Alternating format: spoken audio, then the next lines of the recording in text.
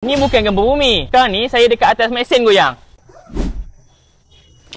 Ini adalah rupa valve fire di atas mesin goyang. Apa yang kita akan buat adalah semasa mesin goyang berjalan, kita akan cek di mana connecting pipe yang ada di bawah kereta seperti bush, absorber, link. Kita akan cek sama ada bunyi ataupun tak. Lebih cepat, lebih selamat. Customer sendiri pun boleh tengok sendiri depan mata.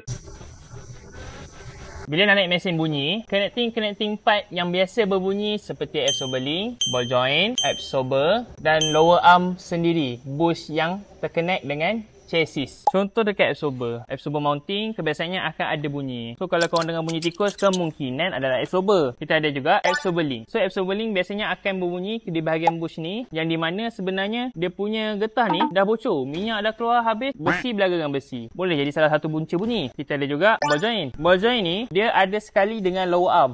Ni tempat asalnya. Apa yang jadi sama juga, getah di mamah usia, keluar minyak, besi berlaga dengan besi. Lower arm pula dia ada getah juga kat bahagian sini dengan sini. So apa yang jadi, bila getah ni dah rosak, so bila korang rasa brake, korang rasa melanjut lagi, boleh jadi kemungkinan lower arm korang pun dalam masalah. Tapi korang tak perlu risau, korang naik je mesin bunyi, semua bunyi-bunyi ni boleh detect terus atas mesin sahaja. Kat sini korang jangan risau, kat sini semua original pipe made in Japan. Siapa klien yang kami serve? Pengguna Alphard Valve Fire yang dah pakai kereta lebih daripada 5 tahun, terutama model NS20, AJ30 dan pembeli kereta-kereta Recon, Alphard dan Valve Fire. Kami dah beroperasi lebih daripada 10 tahun dalam servis dan repair Alphard dan Valve Fire dan telah menerima 1000 unit dalam tempoh setahun saja masuk dalam bengkel kami. Untuk pelanggan kami yang datang sebelum hari raya nanti, kita nak bagi free 360 and scan inspection yang bernilai RM200. Dah inspection, baru korang boleh tahu kereta korang rosak apa, dan korang tenang je bawa kereta korang balik ke kampung, bawa family yang tersayang dengan selamat. Bengkel kami di Bangi, Seksyen 10,